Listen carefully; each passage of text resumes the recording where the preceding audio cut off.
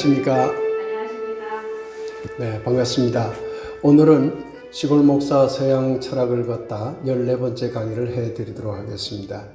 13번째 강의에서는 중세 말기의 토마스 아퀴나스 사상을 중심으로 여러분에게 말씀을 드렸습니다.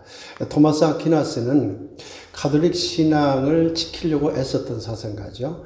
동시에 인간의 이성의 중요성을 교회 속으로 깊이 들여온 그러한 사상가라고 할 수 있습니다. 신앙과 이성의 어떤 만남을 매우 강조한 그런 사상가라고 보시면 될 것 같습니다. 이런 토마스 아퀴나스가 활동했던 시대에 거의 동시대 인물들이 있습니다. 보나벤투라라든가 돈스 스코투스라든가 에카르트 같은 사상가들이 있는데요. 이 사상가들도 매우 중요합니다. 그런데 이 강의에서는 보나벤투라나 돈스 스코투스에 대해서는 자세히 다루질 않겠습니다. 간단히 언급만 하고 넘어가도록 하죠. 보나벤투라는 물론 인간의 이성을 중요하게 생각을 하면서도 신비주의 영성을 추구한 그런 신학사상가다 보시면 됩니다. 그래서 보나벤투라는 영성의 문제, 영의 눈을 갖는 것이 매우 중요하다는 것을 강조한 그런 사상가다, 이렇게 이해해 주시기 바랍니다. 돈스 스코투스는 토마스 아퀴나스와 조금 다른 길을 갔어요. 토마스 아퀴나스는 하나님의 계시가 없다 하더라도 인간의 이성적 능력을 통해서 하나님을 알아나가는 것, 그리고 하나님을 믿는 것이 가능하다고 보았어요. 그래서 토마스 아퀴나스의 사상을 주지주의, 즉 알물 통해서도 하나님을 만날 수 있다라는 의미, 지자가 알지자거든요. 그래서 주지주의 그런 사상이라고 하는데, 돈스 스코투스는 조금 달랐어요. 돈스 스코투스도 물론 중세 후기의 그런 사상가였기 때문에 이성의 문제를 소홀히 다루진 않았어요. 그렇지만 이성보다는 도리어 의지의 문제에 관심을 가졌어요. 이 말은 무슨 얘기냐면 하나님의 계시를 믿느냐 믿지 않느냐라는 인간의 의지가 중요하다. 이성도 중요하지만 그것보다는 인간의 의지가 중요하다. 인간의 의지를 강조하면 계시를 무엇으로 이해할 것이냐 하는 것이 중요해집니다. 그래서 돈스 스코투스의 사상을 주의주지, 의지를 중요하게 여겼다 그래서 주의주의 그런 사상이라고 말하고 있습니다. 자세한 것들은 이 강의에서 생략을 하겠습니다. 보다 깊은 지식을 알고 싶은 분들은 다양한 책들이 나와 있으니까 참고해 주시기 바랍니다. 중세 후기에 매우 중요한 또 다른 사상가 한 분이 있습니다. 그분이 바로 에크하르트입니다. 에크하르트는 저 개인적으로 매우 좋아하는 사상가이기도 하고 그 사상으로부터 제가 영향을 많이 받았습니다. 그런데 그 많은 사상을 여러분들에게 다 이 시간에 말씀을 해드리는 것보다는 이미 들빛교회 유튜브에 들어가서 보시면은 인문학 강의 이전에 했던 이름 없는 하나님이라는 그런 강의 유튜브 동영상이 있는데 이름 없는 하나님 제 6번째 강의가 사실상 에크하르트를 다룬 강의입니다. 그렇기 때문에 자세한 내용을 알고 싶으신 분들은 들빛교회 유튜브에 들어가서 이름 없는 하나님 제 6강을 찾아서 들어보시면 될 것 같습니다. 이 시간에는 제가 생각하는 입장에서 에크하르트가 어떤 중요한 사상을 말했는가 하는 몇 가지 관점을 여러분들에게 소개해 드리는 것으로 에크하르트 사상을 마무리하고자 합니다. 에크하르트는요, 중세 후기 토마스 아퀴나스보다 조금 뒤에 살았던 사람이지만 거의 동시대 인물입니다. 그런데 놀라울 정도로 매우 발전한 그런 신학적인 사상을 말한 사람입니다. 오늘날 21세기의 사상에서도 얼마든지 받아들일 수 있는 그런 매우 중요한 깊은 사상을 말한 사람이죠. 어떤 면에서는 그것 때문에 이단 판정을 받았다고 할 수 있을 정도입니다. 죽기 몇 년 전에 이단 논의가 시작이 됐죠. 에크하르트가 강력하게 정하면서 나는 이단이 아니다. 도리어 가톨릭의 신앙을 업그레이드한 사람이라고 자기의 입장을 변명을 했죠. 그런데 로마 가톨릭은 에크하르트가 죽은 몇 년 후에 이단 판정을 내려버렸어요. 근데 그 이단 판정 내린 중요한 이유 중에 하나가 뭔 줄 아세요? 필요 이상으로 알고자 했으며 그 필요 이상으로 안 것을 많은 사람들에게 알리려고 함으로써 신앙의 혼란을 일으켰다. 이게 이단을 판정한 주요 이유 중에 하나입니다. 필요 이상으로 알고자 했다는 거죠. 아니, 필요 이상으로 알 수만 있으면 얼마나 좋을까요? 근데 당시에 로마 카톨릭이라고 하는 교회 시스템 안에서는 위험한 사상이 된 것이죠. 오늘날 21세기의 관점에서 보면 얼마든지 받아들일 수 있고 도리어 21세기에서 에카르트 사상을 더 발전시킬 수 있는 가능성이 있는 매우 훌륭한 사상인데 지금부터 500년, 600년 전의 입장에서 보자면 로마 카톨릭에서 볼 때 매우 위험한 사상이 되었던 것입니다.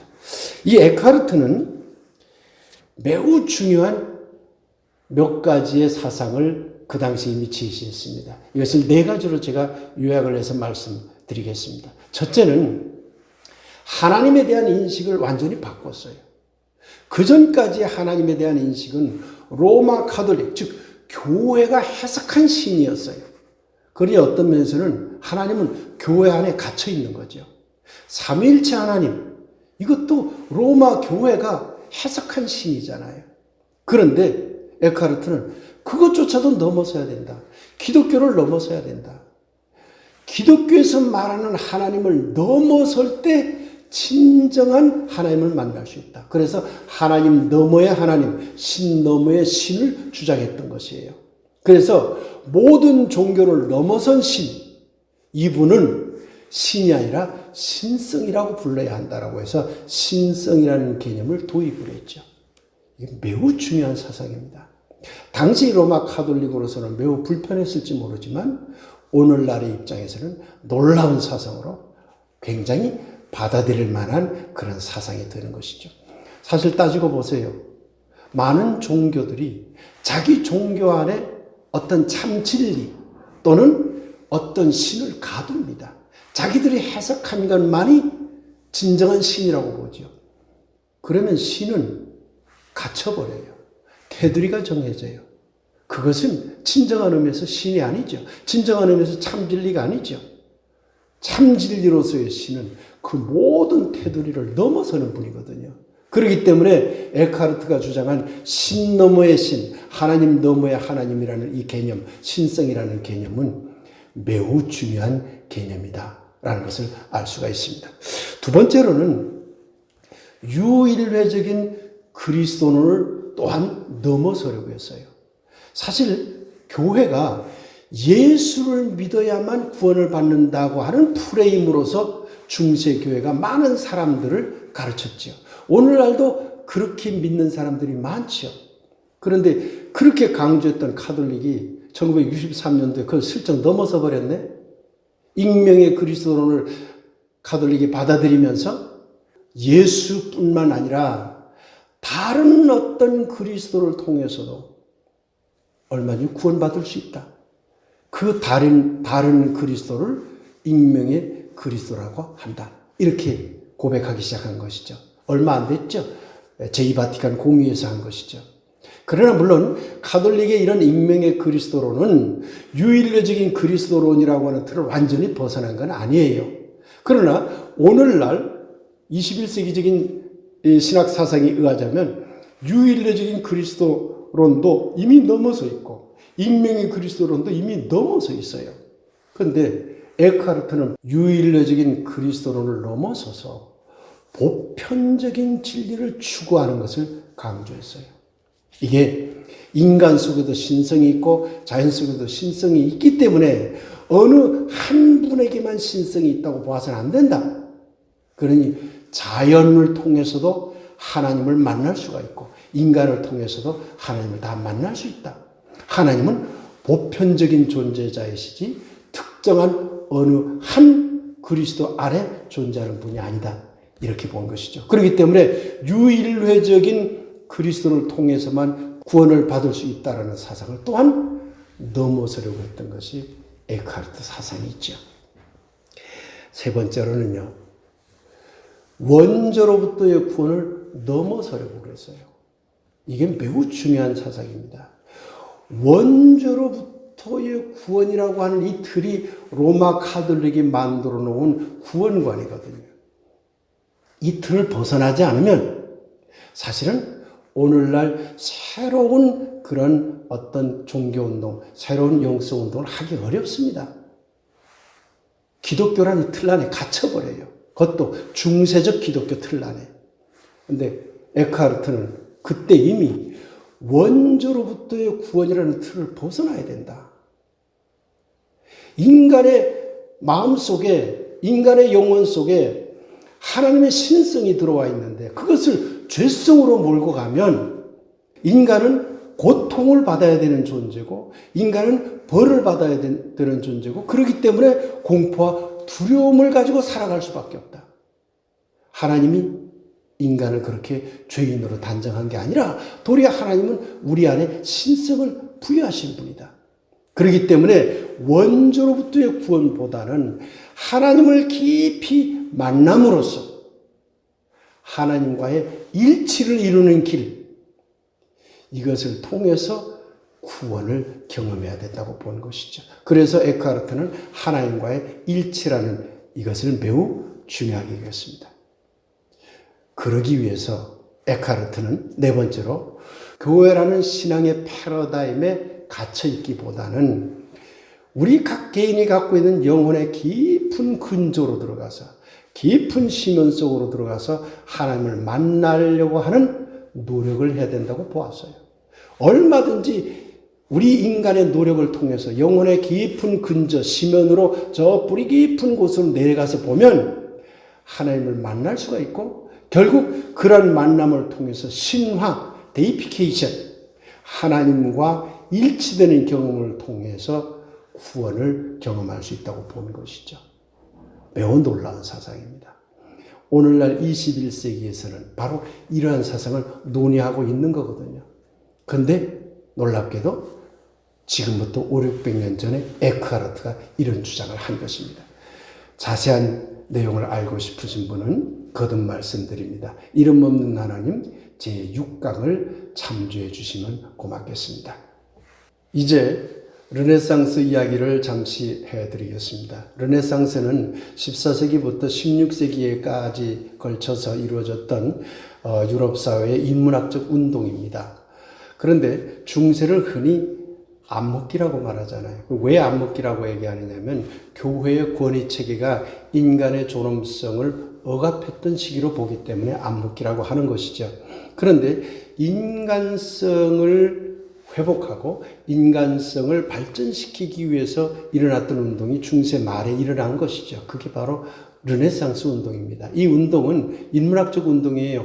예술적 운동이고 그래서 문학가들이 쏟아져 나오고 또한 그 미술과 화가들이 쏟아져 나오고 조각가들이 쏟아져 나오고 또한 인간의 이성이 점점 발달하면서 과학자들이 또한 쏟아져 나오게 된 것이죠. 여러분들이 잘 아는 갈릴레이라든가 과학자죠. 또는 레오나르도 다빈치, 미켈란젤로, 라파엘로 우리가 미술 시간에 다 한 번씩은 들어봤을 그 유명한 화가들이 이 시기에 쏟아져 나오죠. 문학가들도 쏟아져 나와요. 셰익스피어, 햄릿을 지은 셰익스피어, 햄릿과 대비되는 돈키호테를 지은 세르반테스, 또한 수상록으로 유명한 몽테뉴, 이런 사람들이 이 시기에 인문학적 운동을 벌인 대표적인 유명한 인물들입니다. 그런데 독일에서는 에라스무스라고 하는 또한 유명한 인문학자가 있었습니다. 이 사람은 루터와 대비해서 많은 그런 논쟁을 벌였어요. 그래서 루터를 다룰 때 에라스무스 이야기는 자세히 다루어 드리겠습니다. 다른 내용들은 이 강의가 서양 역사를 다루는 강의가 아니기 때문에 또한 서양 역사의 관점에서는 제가 여러분들에게 강의할 능력이 없습니다. 그래서 르네상스에 대해서는 이 정도 하고 넘어가도록 하겠습니다. 관심 있는 분들은 시중에 서양 역사에 대한 책들이 있으니까 다 찾아보시면 좋은 공부를 할 수 있을 것입니다. 이제 종교개혁 이야기로 들어가 보겠습니다. 종교개혁이 본격적으로 이루어진 것은 16세기 초반부터입니다. 루터에 의해서죠. 그 이전에도 종교개혁 활동을 했던 사람들이 있어요. 위클리프라든가 후스 같은 사람들이 있었지요. 그러나 그 개혁은 실패를 했습니다. 근데 루터는 성공을 했어요. 사실 이 루터는 본래 법률 공부를 하려고 했죠. 가족들이 요청에 의해서. 그러나 나중에 신학으로 전공을 바꾸면서 수도사의 길을 갑니다. 아버지의 반대가 심했음에도 불구하고 신학의 길을 걸어간 이 루터는 어떤 사명의식 같은 것을 가졌었어요. 그래서 열심히 공부를 해가지고요. 비텐베르크 대학 교수까지 되죠. 95개조 반박문을 이것을 이제 내붙인 것이 바로 비텐베르크 대학의 교회 정문에 붙인 거거든요. 그러니까 교수로서 자기의 양심에 의해서 로마 교황이 하는 면죄부 발령이 잘못됐음을 강력하게 비판하는 그러한 반박문을 써붙이게 된 겁니다. 위클리프나 후스의 종교개혁은 실패했지만 루터가 어떻게 종교개혁을 성공시킬 수 있었을까? 그것은 루터 혼자만의 힘이 아니었습니다. 그 당시의 사회적 배경이 종교개혁이 성공할 수 있는 어떤 토대가 마련됐기 때문에 그렇습니다. 그 가장 첫 번째로 중요한 것이 인쇄술의 발달이었습니다. 그 전까지의 모든 성서를 비롯한 여러 가지 문서들은 교황을 비롯한 사제들과 귀족들에 의해서만 책이 읽혀졌습니다. 그런데 인쇄술이 발달하면서 많은 민중들이 책을 접하게 된 것이죠. 그러니까 루터의 사상도 책을 통해서 급속도로 전파될 수 있었던 거예요. 그 전에 위클리프나 후스의 사상도 매우 좋았음에도 불구하고 전파될 길이 그렇게 많지 않았어요. 그런데 루터 때는 인쇄술이 발달해서 삽시간에 전파될 수 있었죠.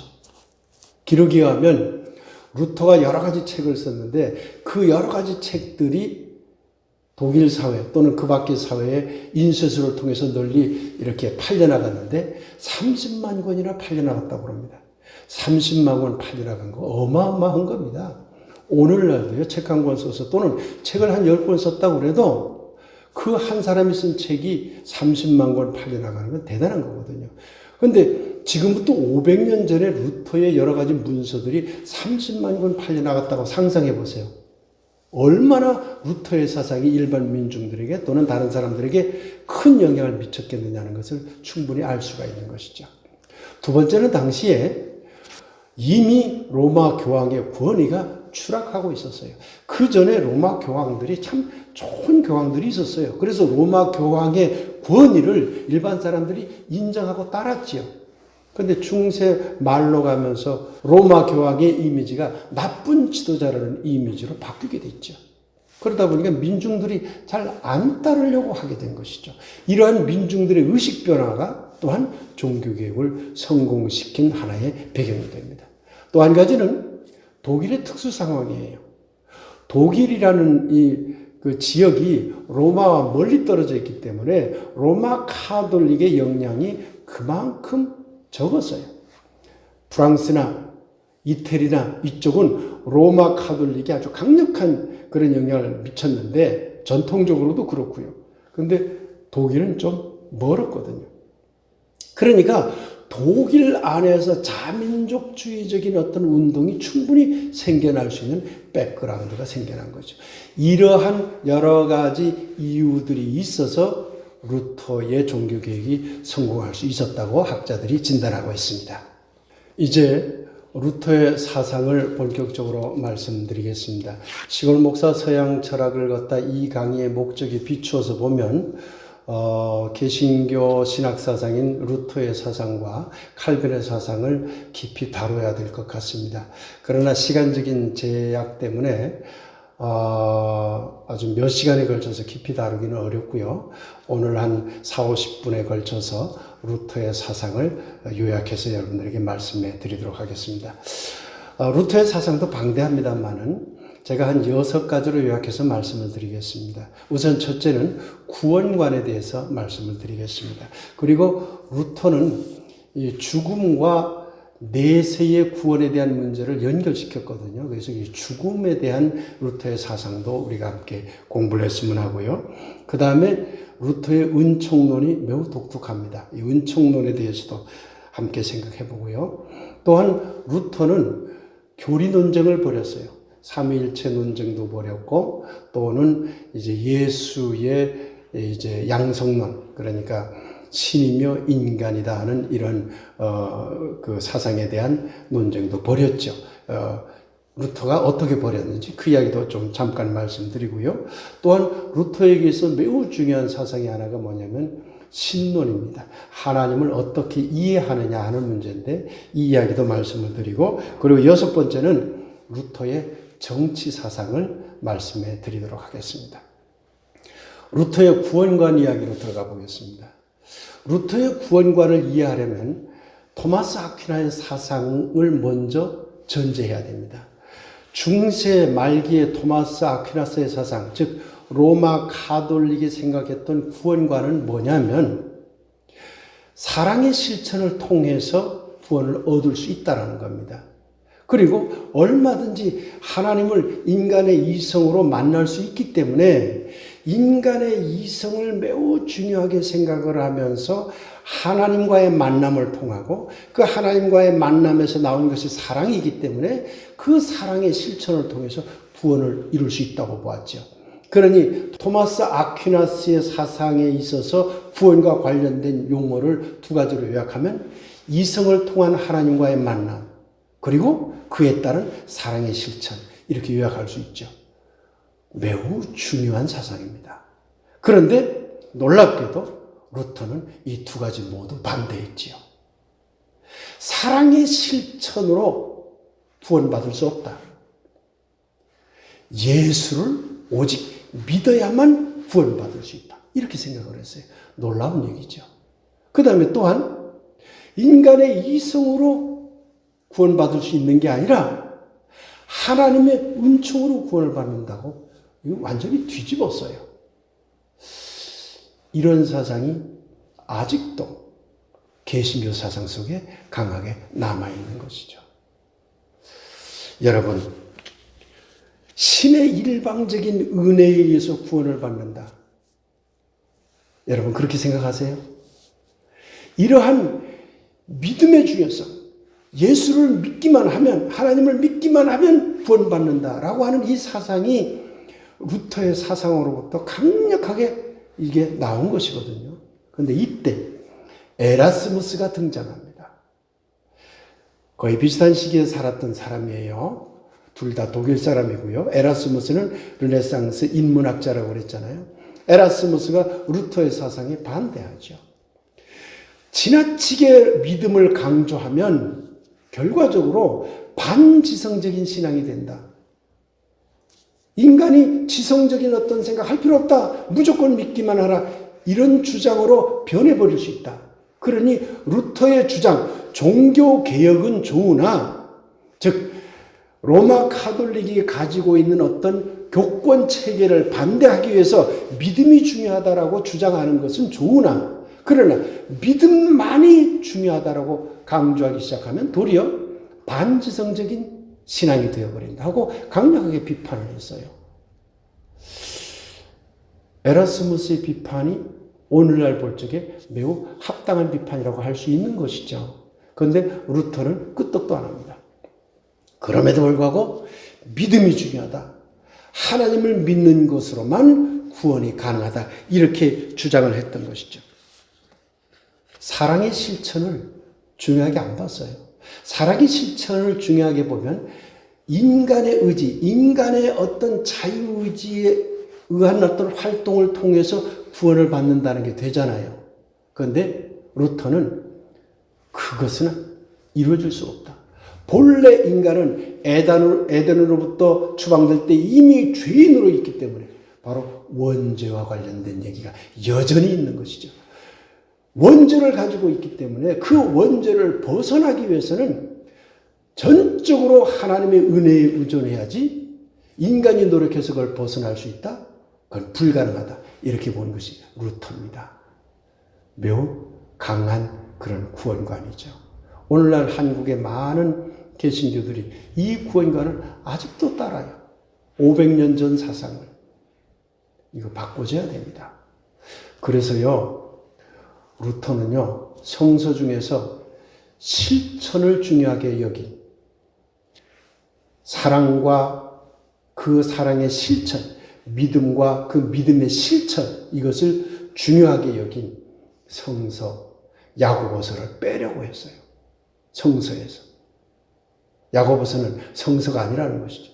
그것도 독단이에요. 그런 생각을 가진 것이. 자기가 판단한 것이 성서? 그 얼마나 큰 독단입니까? 야고보서를 빼지 못한 게 지금으로서는 너무나 다행스러운 거죠. 야고보서는 뭘 말합니까? 예수님의 동생이 지었다고 알려진 이제 성서지요. 야고보서는 믿음은 행위로서 이루어져야 된다는 거예요. 행위. 실천이 없는 믿음은 의미가 없다는 거예요. 그런데 루터의 생각은 실천보다 믿느냐 하는 그런 의지만 있으면 된다 이거예요. 믿기만 해라 이 얘기죠. 오늘날 한국 기독교가 루터의 500년 전 사상을 거의 그대로 가지고 있다는 것을 알 수가 있는 것입니다. 이런 얘기를 했어요. 신의 명령은 옳기 때문에 따라야 하는 것이 아니라 신의 명령이기 때문에 따라야 한다. 이건 무슨 얘기인가요?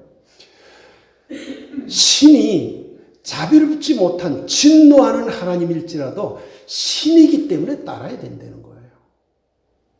우리 인간이 볼 적에 저건 합당하지 못해, 부당해.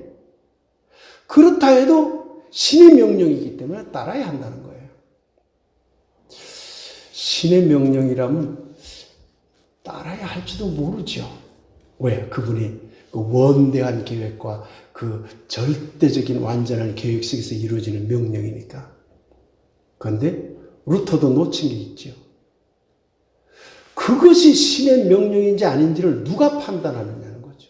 결국 인간의 이성이 판단할 수밖에 없어요.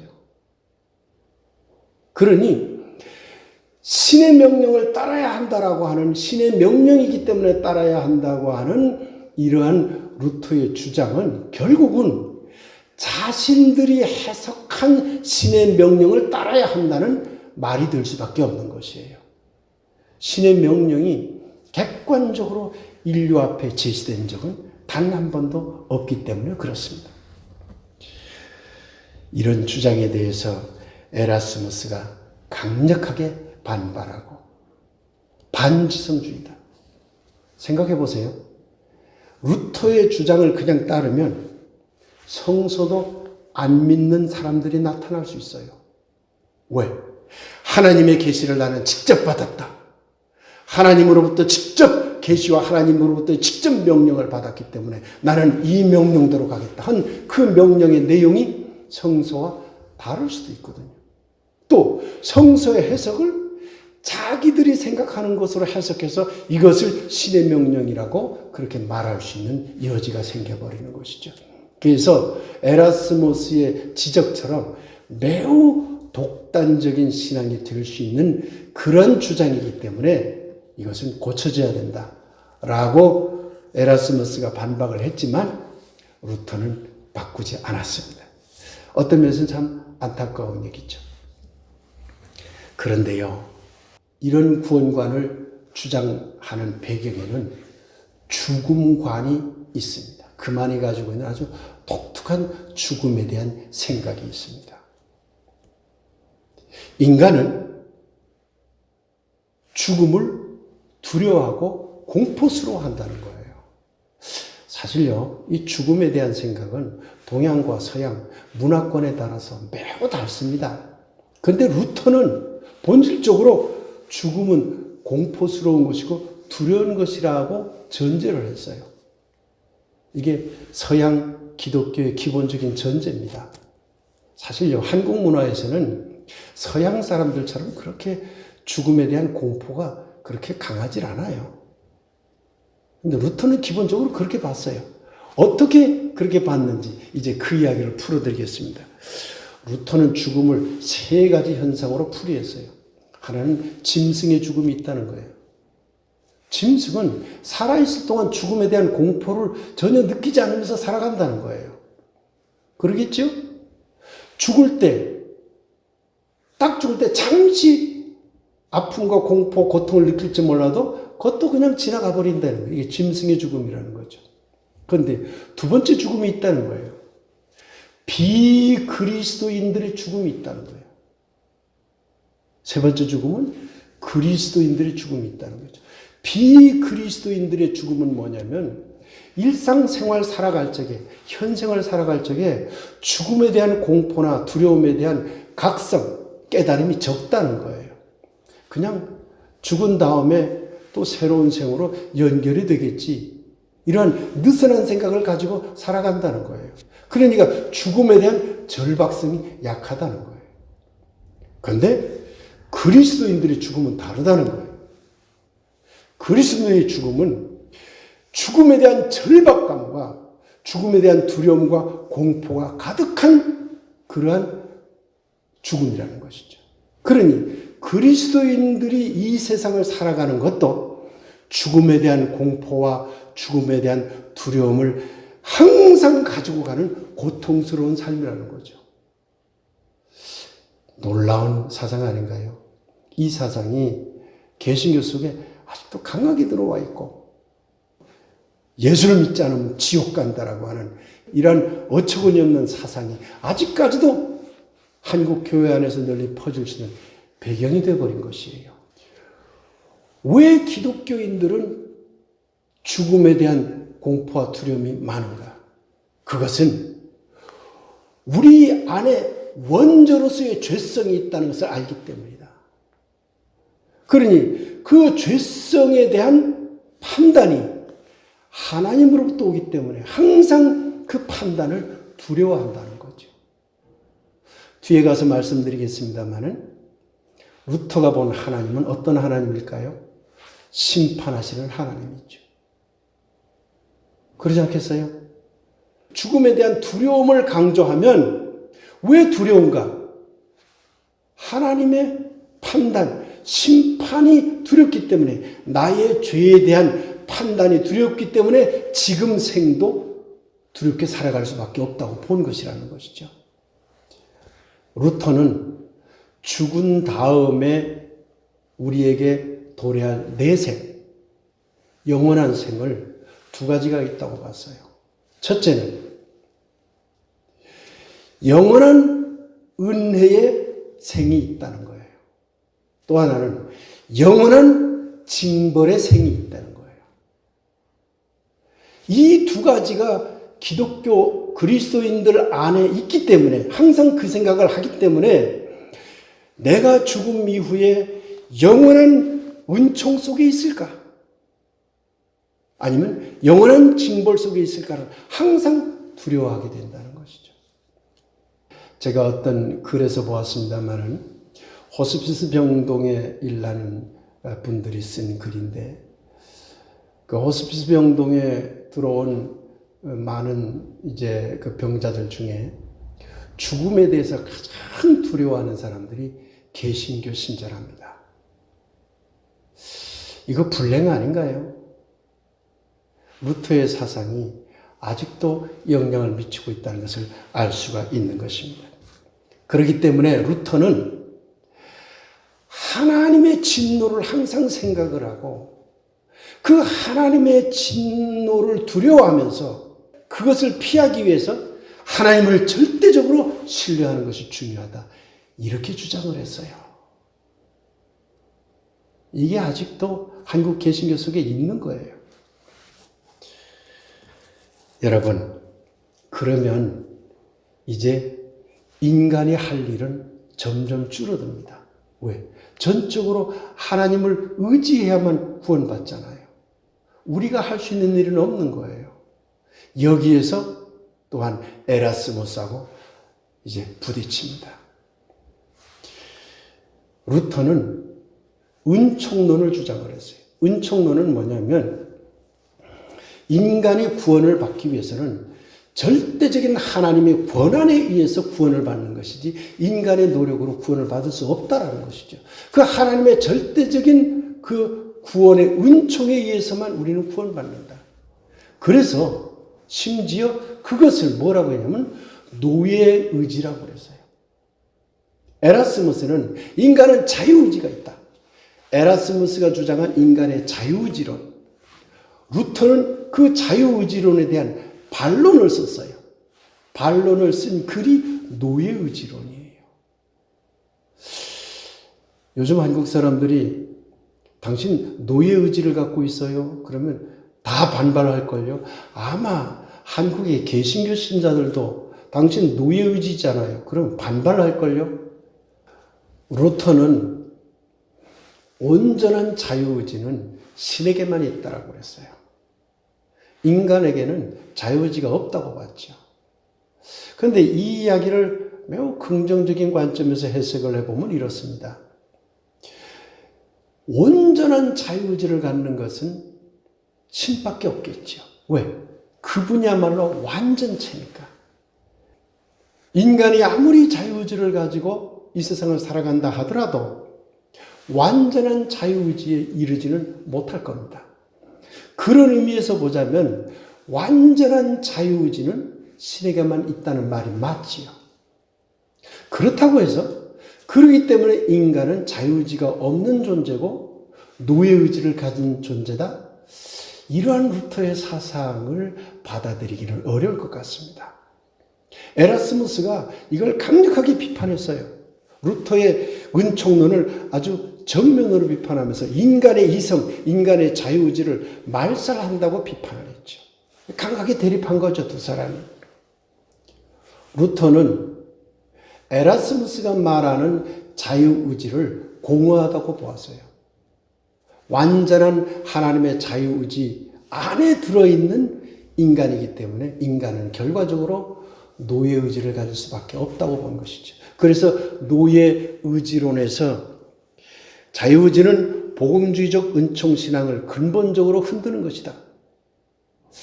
한국의 개신교회들이 복음주의 신앙을 가졌다고 그렇게 말들 하는데 이게 사실은요. 믿으면 구원받는다라는 말 하나로 귀결이 돼버려요. 귀속이 돼버려요. 자유의지를 말살하는 그런 신앙이 돼버립니다. 종교개혁은 하나님의 말씀의 위력에만 의지하고 그리고 전투해야 된다. 이렇게 주장을 했습니다.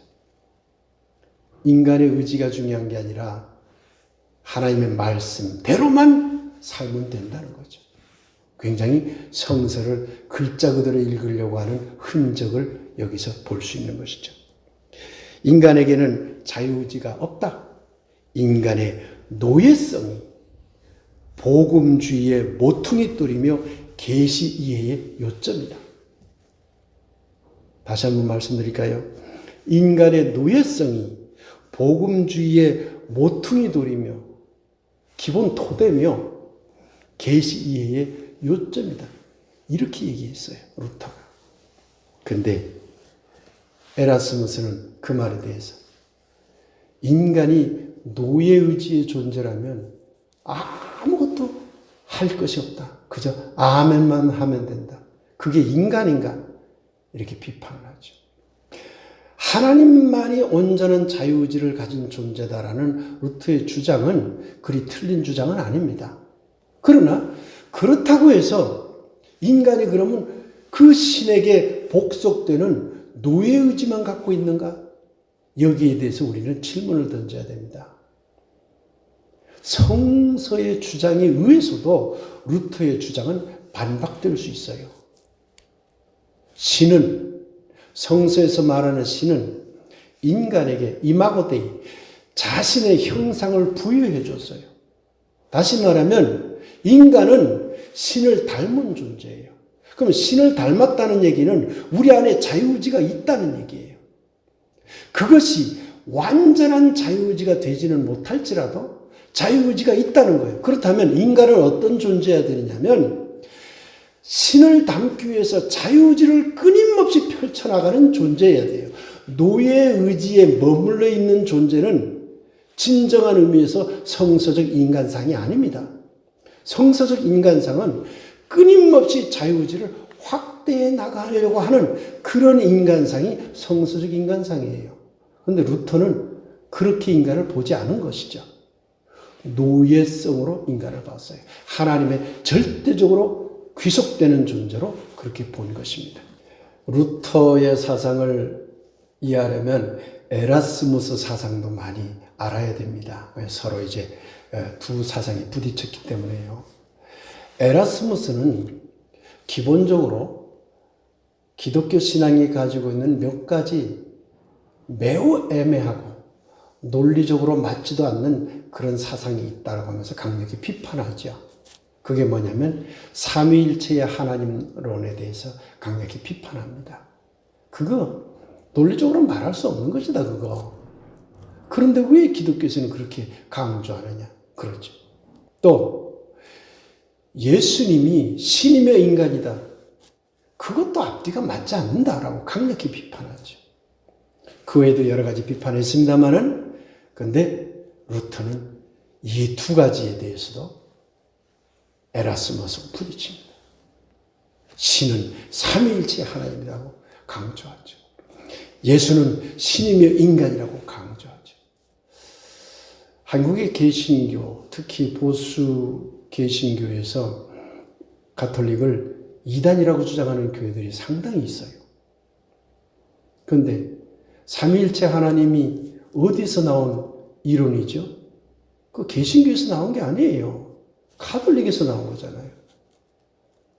루터는 철저히 그걸 받아들이고 있어요. 근본적으로 가톨릭의 신앙을 벗어나지 못했어요.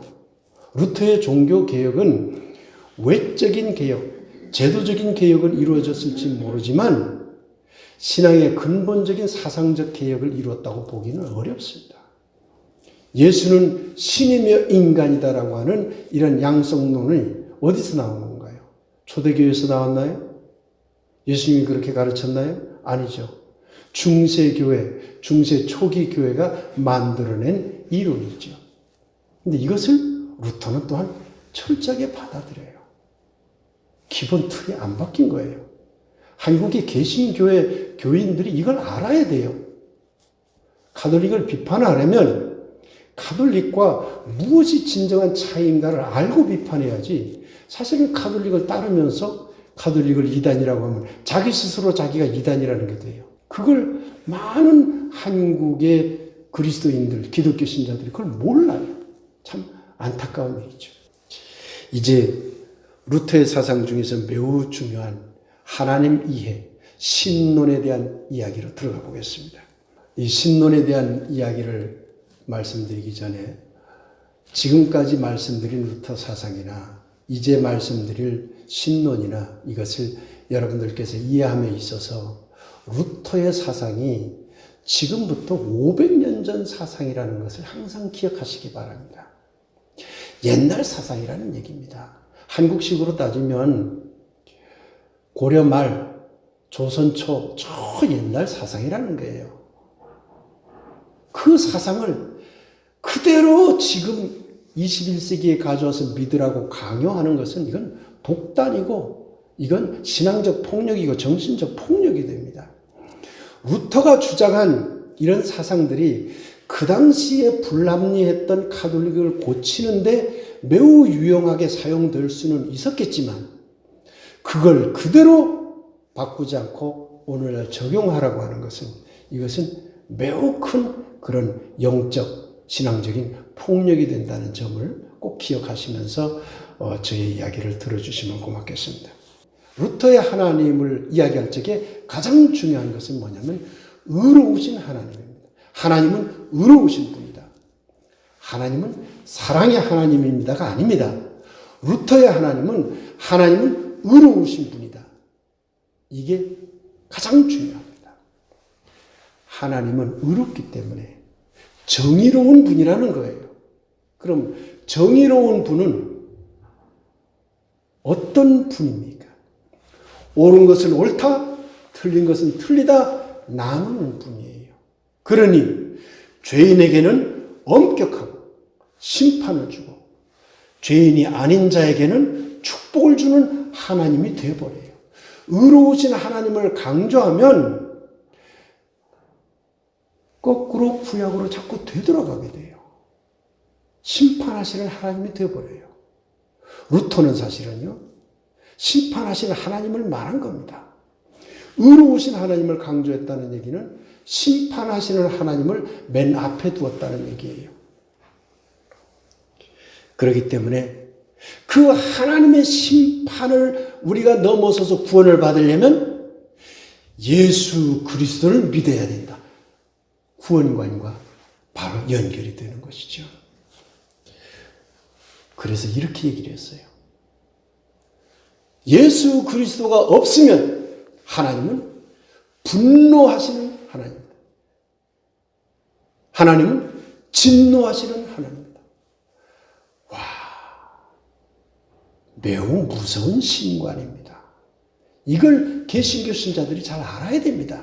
500년 전 루터 사상을 그대로 믿으라고 하는 것은 이것은 무서운 신앙을 가지라는 얘기밖에 안 되는 겁니다. 루터는 또한 감추어진 하나님을 이야기하기도 했습니다. 이 점은 오늘날 많은 학자들이 받아들입니다. 그리고 이것은 루터의 사상이라기보다는 그 이전에 신비주의적인 영성가들의 사상을 받아들인 것이죠. 루터가 에크하르트의 영향도 받았어요. 신은 이성으로 온전히 알 수 없다. 우리의 모든 인식과 우리의 모든 생각을 넘어서 계신 분이다. 여기까지는 맞아요. 근데 그 넘어선 분을 알기 위해서 에크하르트는 우리의 영혼의 깊은 근조로 들어가서 그분을 찾으려고 하고 그분을 만나려고 하고 자기를 깊이 침잠에 들어가 보라. 이렇게 가르쳤는데 인간의 이성으로 도저히 알 수 없는 분이기 때문에 그분을 만나려면 무조건 믿어야 된다. 예수를 믿으면 된다. 이렇게 같은 하나님을 놓고도 그 하나님을 어떻게 믿느냐는 방법에서는 전혀 딴 방향으로 갔다는 것이 루터의 생각입니다. 하나님은 세계와 구별되는 분이다. 세계와 구별되는 분이라고 이 루터가 말한 것은 뭐냐면요. 초월자 하나님을 말하는 거예요. 세계라고 하는 게 이 세상을 말하는 거잖아요. 이 세상과 구별되어 있다는 건 초월적인 하나님, 만유 위에 계신 하나님을 말하는 거잖아요. 만유 안에 계시는 하나님도 성서적 고백인데 만유 안에 계시는 하나님은 강조하지 않았어요. 세계와 구별되는 하나님입니다. 세계와 구별되는 하나님은 항상 심판주 하나님으로만 비치게 됩니다. 판단하거든요. 들여다봐서. 그런데 세계 속에 들어와 있으면 우리의 아픔과 우리의 어려움과 인간이 가지고 있는 고민과 인간이 가지고 있는 자유의지와 인간이 가지고 있는 모든 생각과 함께하는 하나님이라고 고백할 수 있는데 인간과 떨어져서 위에서 들여다보는 하나님은 감찰하시는 하나님밖에 안 되죠. 루터의 생각이 그랬다는 얘기입니다. 이러한 루터의 신관에 대해서 많은 사람들이 비판을 하기 시작했죠. 루터의 의로우신 하나님을 강조하면 사랑의 하나님은 어디 가버리느냐? 성서가 말하는 예수가 그렇게 중요하게 생각한 사랑의 하나님은 어디 가버렸느냐? 결국 루터는 바울의 심판하시는 바울의 사상을 받아들인 것이지 예수의 사상을 받아들인 게 아니지 않느냐? 이렇게 비판을 할 수 있는 여지가 생기는 겁니다. 또한 인간과 이 자연 세계 속에 내재하는 하나님을 무시해버렸다는 비판을 당연히 받을 수밖에 없는 것이죠. 신에게만 자유의지가 있다고 주장을 해버리면 인간은 노예의지의 존재가 되고 인간성을 도리어 말살하는 그런 사상이 되어버려요. 그러나 앞서 말씀드렸듯이 인간은 하나님을 닮은 형상으로 지어졌다는 성서의 고백에 의하면 우리는 자유의지의 존재가 되어야 됩니다. 그런 면에서 도리어 루터의 사상을 반박할 수 있다는 것입니다. 이제 여섯 번째로 루터의 정치 사상에 대한 말씀을 드리도록 하겠습니다. 루터의 정치 사상은 오늘날 생각하는 뭐 정치를 어떻게 할 것이냐 이런 사상을 펼친 게 아니라 당시의 교회 권력과 당시의 세속 권력의 관계를 어떻게 설정할 것이냐 하는 문제를 다룬 사상입니다. 이 사상이 매우 획기적이에요. 어떤 면에서는 이 사상이 근대 사회로 넘어오는 그런 유럽 사회의 그 대전환에 큰 영향을 미치게 됩니다. 당시의 교회 권력은, 로마 가톨릭 교회 권력은 세속적인 권력 위에 있었어요. 그래서 세속 권력자들을 억누르는 힘으로 작용을 했죠. 그런데 루터의 생각은 또 뒤집었습니다. 어떻게 뒤집었는지 그 뒤집은 이야기 속으로 가봅시다. 루터의 생각 속에는 철저하게 그리스도인과 비그리스도인을 나눴어요. 세례자와 비세례자를 나눴어요. 참 이건 안타까운 일이에요. 그러나 당시의 루터로서는 그런 생각을 강하게 했던 겁니다. 그래서 그리스도교 국가, 그리스도교 사회에서는 이라는 단서를 항상 달아요. 그 얘기는 세례를 받은 사람들의 국가, 세례를 받은 사람들의 사회에서는 세속 권력자도 세례를 받았고 교황도 세례를 받았다. 뭐가 다른가? 똑같다. 그러니 교황이, 교회권이 세속권을 억누른다고 하는 것은 같은 세례받은 자로서 있을 수 없는 일이다. 요즘에서는 매우 좋은 점을 이제 드러내 준 거죠. 그렇기 때문에 얼마든지 세속 권력도 사제가 될 수가 있고 주교가 될 수가 있고 거꾸로 세속 권력도 교회 권력이 잘못하면 교회 권력을 벌할 수 있어야 된다. 놀라운 반전이죠. 예전에는 세속 권력이 어쨌든 교회 권력 앞에서 힘을 못 썼어요. 특히 정신적인 문제나 영적인 문제에 들어가서는 이제 꼼짝을 못 했죠. 근데 이걸 뒤집은 거죠. 그 뒤집은 논리가 뭔가요? 기독교 사회, 즉 세속 권력자도 같은 세례자다. 그러면 같은 세례자가 그들의 권력으로 다른 세례자를 다스리는 것. 그러려면 교황도 다스릴 수 있다. 이렇게 본 거죠. 그러니까 점점 루터의 사상 속에는 교회 권력보다 세속 권력을 우위에 두려는 그런 사상으로 이게 뒤집혀가기 시작합니다. 그런 면에서는 좋은데 그것이 비그리스도교, 비기독교 사회 속으로 그대로 적용되기 시작하면 비기독교 신자들은 앞서 죽음관에서도 다뤘듯이 기독교 신과 다른 존재로 도리어 저급한 존재로 편마되기 시작해요. 세례자만이 구원을 받는다는 사상으로 들어오게 되는 것이죠.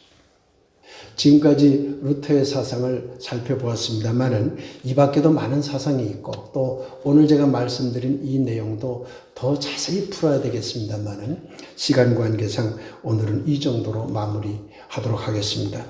루터의 사상은 제도적으로는 상당히 혁명적인 사상이라고 할 수 있습니다. 그런데 교리적으로는 다분히 보수적인 사상이라고 할 수 있습니다. 이 점을 잘 아셔야 됩니다. 한국의 개신교 신자들이 가톨릭의 사상을 넘어섰다. 가톨릭을 개혁했다라고 하면서 마치 사상까지, 교리체계까지 바꾼 것으로 생각을 하는데 교회의 제도적 시스템은 바꿨어요. 그러나 사상적, 교리적 시스템까지 바꿨다고 보기는 어렵습니다. 도리어 어떤 면에서는 더 강화해버린 가톨릭의 교회 제도가 가지고 있는 그런 모순과 여러 가지 잘못들을 고친다는 관점에서 루터가 종교개혁을 일으키면서 도리어 사상적인 측면, 교리체계 측면은 어떤 특정한 부분, 예컨대 의로우신 하나님을 강조하는 그러한 특정한 부분을 강조함으로써 도리어 교회의 사상을 열리지 못하도록 사치도록 한 그러한 잘못을 범했다고 할 수 있을 것 같습니다. 여러분들 잘 아는 바대로 만인 제사장설을 주장을 했지요.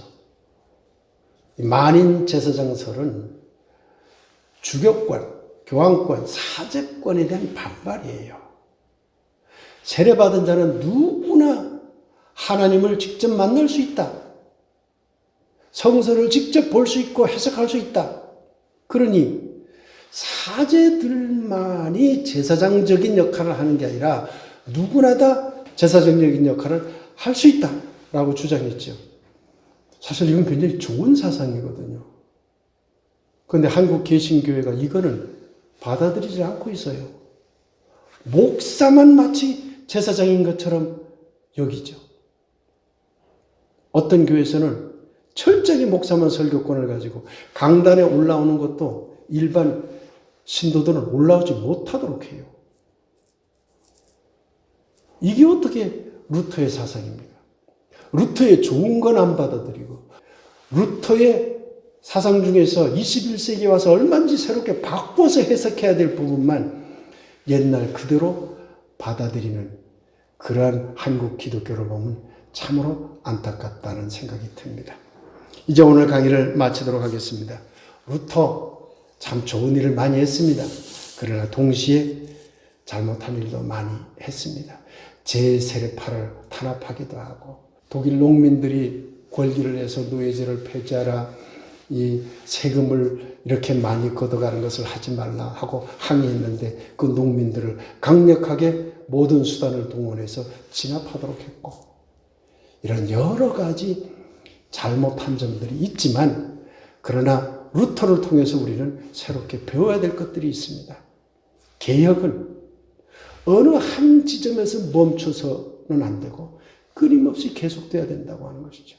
카톨릭의 모순을 벗어나기 위해서 루터가 개혁했듯이, 그 앞에 위클리프나 후스가 개혁을 했듯이, 또한 루터 바로 이후에 칼빈이 개혁을 했듯이, 루터와 거의 동시대의 쯔빙글리가 개혁을 했듯이, 그 개혁이 500년 전에서 스톱하면 안 된다는 거예요.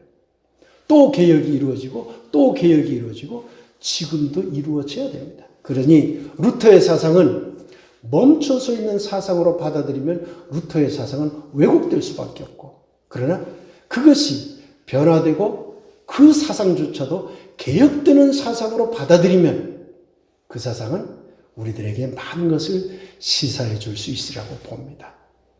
루터의 사상에 대해서 우리가 이런 관점에서 들여다보면서 좋은 해석을 하게 되길, 그리고 또 우리 지금의 한국 기독교가 어떤 위치에 있는지를 다시 한번 루터의 사상을 통해서 되돌아보게 되기를 빌면서 오늘 강의를 모두 마치도록 하겠습니다. 대단히 감사합니다.